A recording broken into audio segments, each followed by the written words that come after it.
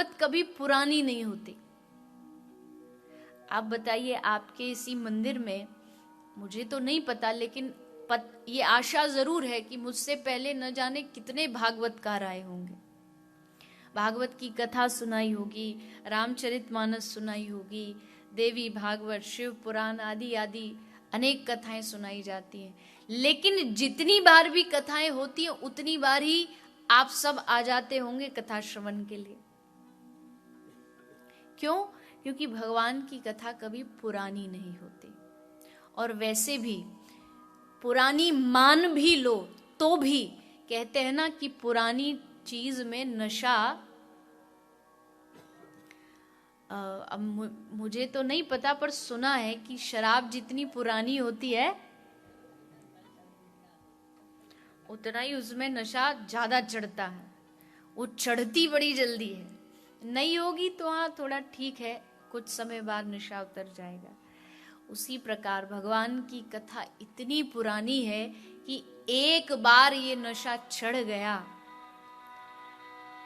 तो फिर उतरने वाला नहीं। हमारे ब्रज में कहते, ब्रज में कहावत है ब्रजभाषा में कि काई को भूत चिपट जाए तो उतर सके। काई को भूत चिपट जाए तो उतर सकता है, लेकिन किसी को नंद का पूत चिपट जाए तो ये फिर उतरने वाला नहीं।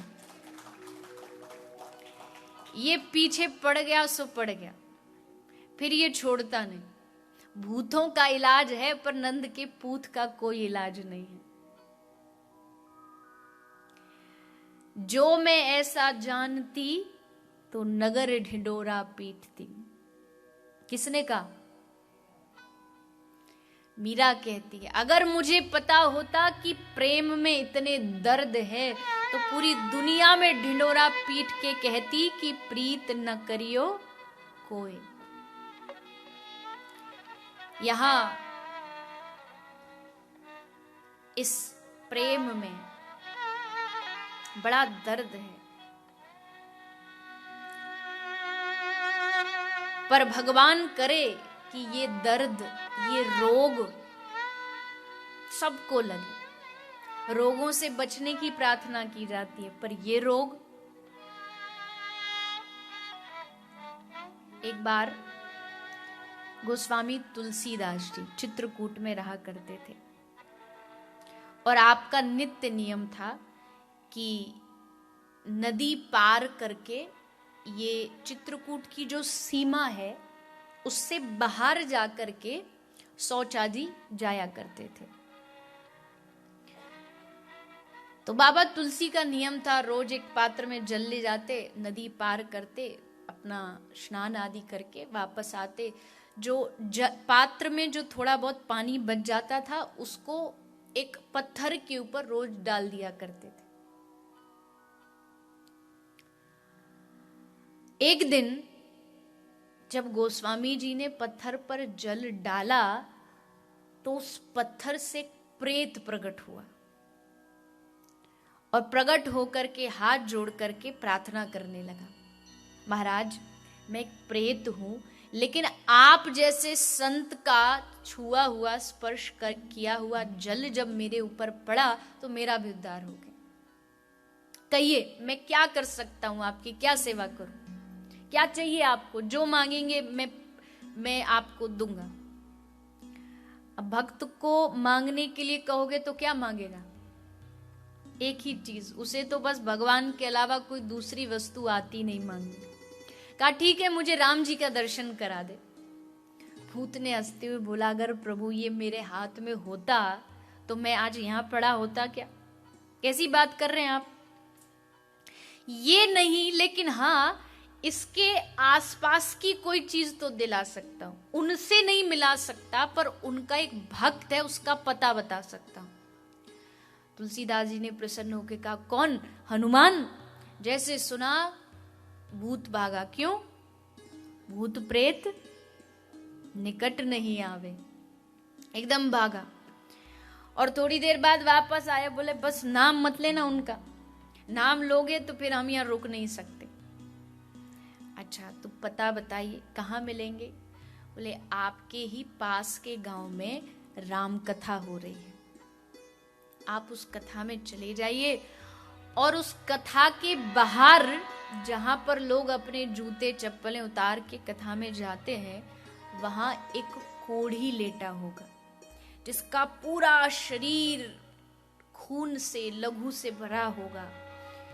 जाकर के समझ लेना यही वो राम भक्त है जिसकी आपको पहचान करनी। तुलसीदास जी ने सुना और एकदम प्रसन्न हो गए और भागे भागे कथा में पहुंचे। सब लोग कथा में बैठे थे, सब झगड़ रहे थे, हम आगे बैठेंगे, हम आगे बैठेंगे, हम वीआईपी में बैठेंगे। ये सिस्टम पहले तो नहीं था, आजकल कथाओं में भी होने लगा है। वीआईपी अलग होता है, वीवीआईपी अलग होता है। ठाकुर जी के लिए तो सब बराबर है। हाँ, व्यवस्था करने के लिए थोड़ा बहुत करना पड़ता है, लेकिन आगे बैठा हो या पीछे बैठा हो कोई फर्क नहीं पड़ता। आगे हो पीछे हो इस बात से फर्क नहीं है, लेकिन भगवान की नजरों में हो या नहीं हो इस बात से फर्क पड़ता है। कहते हैं ना, कथा में कई तरह के श्रोता आते हैं। एक वो श्रोता आते हैं, वो आए तो साथ वाले को पता चल जाता है कि ये आ गया है। एक श्रोता वो होते हैं, वो आए तो पूरे हॉल को पता चल जाता है कि ये आ गया है। वो आएगा सबको हाय हेलो करते हुए, हाँ मैं आ गया। वक्ता भी उसी की तरफ देखने लगता है। एक होता है कि साथ वाले को पता चल जाए ये आया है, एक होता है पूरे हॉल को पता चल जाए आया है, और एक श्रोता वो होता है जो ठाकुर जी को पता चल जाए कि ये आया है। भगवान की नजरों में वो आ जाता है कि अच्छा ये भक्त आज मेरी कथा में पधारा है। सब लोगों को लगी है हम जाएं, हम आगे जाएं, पर एक भक्त है पीछे पड़ा है, शरीर से खूब लघु खून बह रहा है और वहां बैठा बैठा कथा सुन रहा है। राम राम राम राम राम राम। गोस्वामी जी भाग कर गए और भाग के चरणों में गिर पड़े, चरणों को पकड़ लिए। तुरंत हनुमंत लाल चिल्ला रहे, दूर दूर दूर दूर हो हमसे, तुझे पता नहीं ये रोग छुआ का रोग है, इस तू हमको छुएगा तो ये रोग तुझ में चला जाएगा।